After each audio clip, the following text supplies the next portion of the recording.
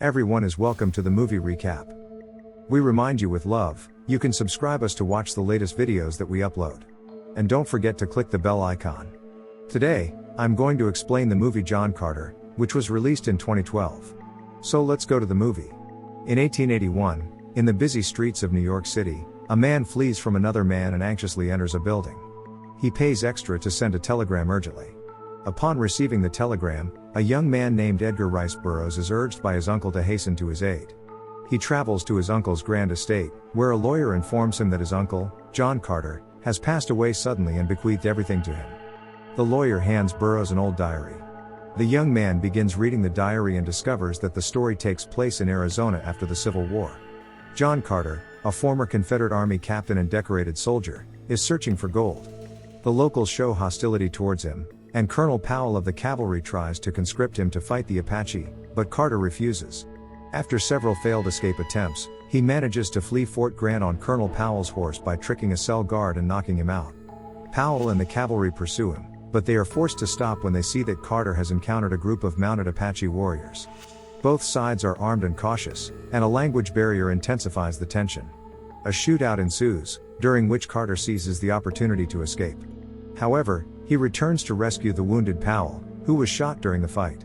Carter and Powell flee into a place and discover a small cave. The Apache warriors approach but retreat after seeing something on the rock above the cave. Perplexed, Carter investigates and spots the spider symbol on the rock face. He leaves Powell at the entrance and ventures deeper into the cave, where he discovers a chamber adorned with unusual markings, with the walls and roof adorned with gold. He becomes fascinated with the discovery and fails to notice a stranger who sneaks up behind him. Powell almost fails to warn him in time, but they manage to engage in a fight with the bald stranger, who appears in a glowing robe and wields a knife that seemingly materializes out of nowhere. After a struggle, Carter shoots the bald man and retrieves a blue glowing medallion. Reciting the words he heard the stranger say, he suddenly awakens in a strange desert.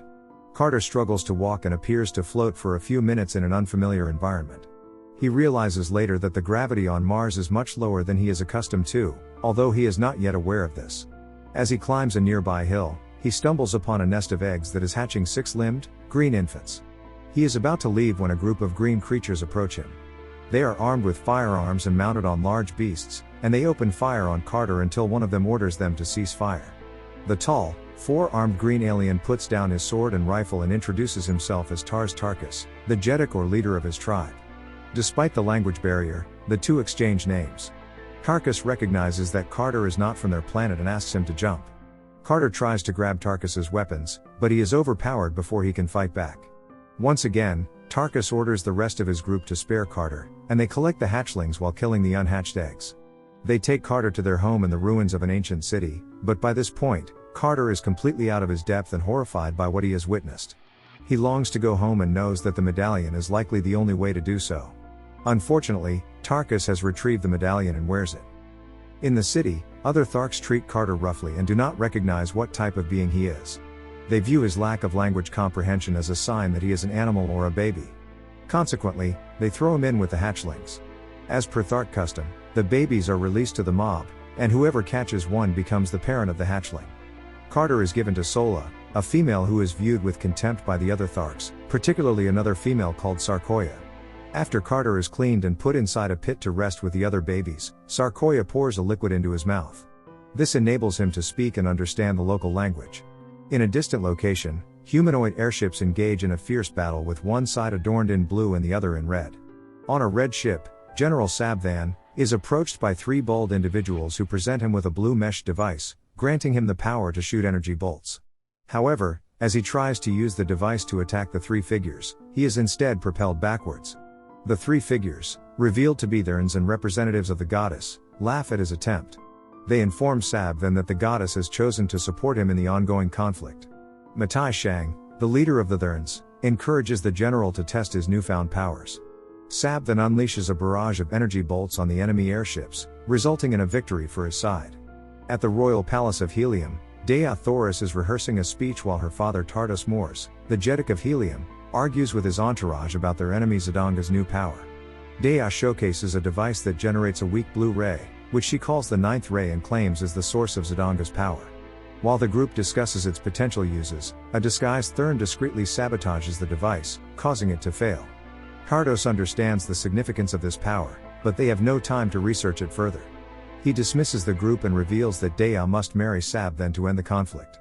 Dea is devastated since she knows that the wedding is unlikely to stop Zidongan expansion and that she won't be able to continue her research after getting married. Returning to Tharkville, Carter is accompanied by his guardian, Woola, a large creature that follows him everywhere he goes. Despite his annoyance, Carter is searching for Tars Tarkas to retrieve the medallion. However, Woola's noisy presence foils Carter's plans and he inadvertently jumps into a Thark party. Woola follows him and causes a disturbance, resulting in the Tharks beating Woola and his owner, Sola. Fueled by anger, Carter intervenes and unintentionally kills a Thark, demonstrating his impressive jumping abilities. While the Tharks see Carter as a valuable weapon, they blame Sola for his escape and brand her for her mistake the next day. Carter is horrified as he watches the Tharks warn Sola that any further offenses will result in death due to her lack of space on her branded skin. The Tharks become alert when a lookout warns of approaching airships. 3 aerial battleships come into view, 2 of them marked with red flags representing Zidonga and 1 with a blue flag representing helium. They draw near for hand-to-hand combat and boarding parties. Tars Tarkas watches through a telescope and explains the ongoing war to Carter, where the Zodangans are fighting against the Heliumites. On the helium ship, Dea Thoris tries to escape, but falls and hangs on several hundred feet above. Carter, realizing she is human, jumps to her rescue. Using his extraordinary jumping abilities, he saves the girl and starts to protect her, but she is more than capable of fighting for herself. Though Carter manages to turn the battle in their favor, the blue helium vessel eventually crashes. After this event, Tars Tarkas declares Carter as his Dotar Soyot or right arm, and as a result, awards him Dea Thoris as a prize. Tars Tarkas's rival Tal Hajus, an angry warrior with a broken tusk, disapproves of this decision. Carter is reminded of Powell and initially refuses the position. However, Tarkas warns him that if he refuses, he would be unable to spare Dea's life, so Carter reluctantly agrees. Soon, he finds himself fending off everyone's inquiries about his ability to jump. Dea expresses her desire to learn how to jump like Carter, but he tells her it is not possible due to her different bone density. Tarkas warns Carter against Dea, believing she is trying to gain a new weapon for helium. Carter just wants to go home, but when he describes his home to Dea, she thinks he is insane or a liar as he describes an environment that hasn't existed for thousands of years on Mars, which she calls Barsoom. They eventually discover that Carter is from Earth, which she calls Jassoom. If it's possible to travel between worlds, the Therns might have the answer. Despite Sola's objections, Carter and Dea Thoris enter a cave, believed to be a temple of the goddess and her followers, the Therns. Dea deciphers some ancient inscriptions, but they are caught by the Tharks before they can investigate further. Tarkas takes great risks to help them escape, and Carter realizes that Sola is his daughter. Since the Thark tradition involves raising their young in isolation and anonymity, it's evident that many rules must have been broken. Sola, Carter, and Dea Thoris travel to the river ISS to unravel the temple's mystery, carrying the medallion. While on the journey, Sola warns Carter about Dea Thoris potentially leading them off course. When confronted, Dea Thoris admits that they were headed for helium, and a frustrated Carter contemplates abandoning her, realizing she may have manipulated him to become her weapon in the battle. Despite Dea's pleading, he persists until she discloses that she is the Helium Princess, likely to be married off to the Zidongan Prince, and potentially killed. Carter ultimately agrees to give her time and decides to go to ISS first. The river serves as a route for pilgrims, where those who have sinned or lived for too long follow the river to end their lives and attain paradise. While on their journey, Sola contemplates joining the Tharks she sees sailing away and the bodies on the ground, but Carter intervenes to stop her. The duo travel up the winding river and discover an inverted pyramid structure. Inside, they see glowing blue graphics of the solar system. Dea Thoris recognizes that the blue light is not magical but rather artificially generated by machines using the ninth ray, the same one that she had been studying and that their enemies had been using as a weapon. They also come to the realization that Carter's presence on Mars may be the result of his transmission as a copy from Earth to Mars. As an army of Tharks led by Matai Shang approaches, Carter, Dea Thoris, and Sola mount up and prepare to flee. Despite Dea Thoris's objections, Carter stays behind to fight off the army with the help of Woola. As he fights, memories of the devastation of war and the loss of his family resurface. Though he manages to kill many, he is eventually overwhelmed. However, just as the Tharks are about to finish him off, a helium battle cruiser arrives and Tardos moors and Sab then disembark. Sab then offers Dea Thoris his sword as a sign of trust and asks her to marry him, but she almost kills him in response. Instead, she orders that they take the wounded Carter to Zodanga for medical treatment. Carter wakes up in a guarded room and mistakes it for helium, but the red-clothed guards laugh at him, revealing that he is actually in enemy territory, Zodanga. Kantos Khan, a man dressed in blue, arrives and orders for Carter to be put under higher security. He then whispers to Carter to take him hostage, but Carter is too confused to comply, and an exasperated Kantos pretends to be held hostage as he leads Carter away from the guards. Carter and Kantos Khan jump to a nearby tower where Dea Thoris is dressed in wedding finery. After thanking Kantos for bringing Carter to her, she dismisses everyone in the room and again asks Carter to fight on her side. He refuses again, and she sees the wedding ring on his finger. Understanding that his heart belonged to another but now knowing that the other woman is dead, Dea Thoris tells him the magic words that will transport him back to Earth. As Zodangan guards demand entry, the door opens to reveal that Carter has vanished. Dea Thoris and the others leave, but the matron of the chamber returns to the room, only to find that Carter has escaped. Later, Carter is immobilized by a blue ray and captured by Matai Shang, the Thurn leader.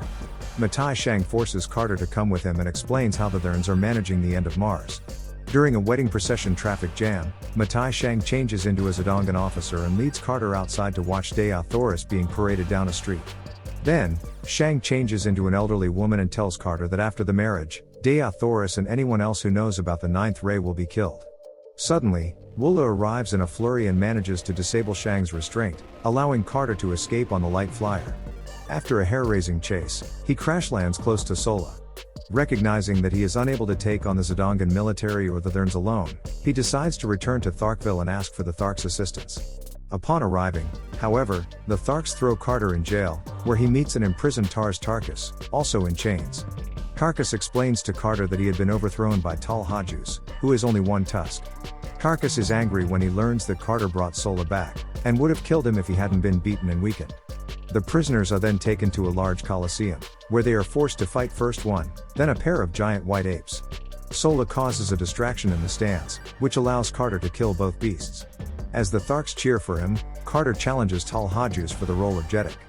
He beheads Tal Hajus with one swift stroke and becomes the Jeddak of the Tharks, with an army willing to fight for him. Leading the Tharks, Carter returns to Zodanga to stop the wedding, but finds the city deserted as everyone has already gone to Helium. Tars Tarkus expresses his disappointment and slaps Carter for his foolishness. Carter points to the airships, but the Tharks refuse to follow him, so he takes off in a light flyer by himself. Zodangan guards mistake him for one of their own and allow him to pass. As the wedding ceremony is about to conclude, Carter crashes in, but it is too late as the signal has been sent. Zodangans attack the Heliumites, and Matai Shang and his blue ray appear invincible. Suddenly, a large alien aircraft crashes in, and the Tharks disembark to follow their leader.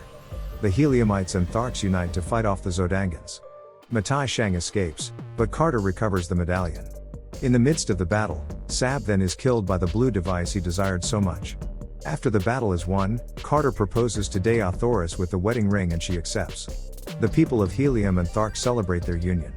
Later that night, unable to sleep, Carter goes outside and tosses the medallion into the canyon. As he returns to his room, a guard thanks him and unexpectedly transforms into Matai Shang. The Thurn leader sends Carter back to Arizona, where he wakes up disheveled and bearded. The cave is now deserted except for the Colonel's skeletal remains, and the gold in the Thurn's body are nowhere to be found. Carter's story continues, and he realizes that there may be other Thurns on Earth. He spends the next 10 years searching for another medallion, and appears to find something in the Orkneys. He prepares a crypt on his estate so that he can safely leave his body on Earth and return to Mars. He entrusts his nephew Edgar with the task of keeping his body safe because the Thurns may try to attack it. One day, Edgar is being followed as he checks the crypt, and he is about to be killed by a Thurn when Carter appears and shoots the Thurn dead. Carter explains that he faked his death with a drug and used Edgar as bait to draw out the Thurn and obtain the medallion he needs to go back to Dea Thoris. Carter tells Edgar that he will play an important role as the protector of his body on Earth as he returns to Mars with the medallion. With the medallion in his possession, Carter lies down in the crypt and recites the phrase to return to Barsoom. So, that's it. Be sure to comment with your thoughts below. If the video feels good, then like this video. Finally, don't forget to subscribe to our channel, and don't forget to click the bell icon to be notified of our latest videos. Thank you for watching this video and have a nice day.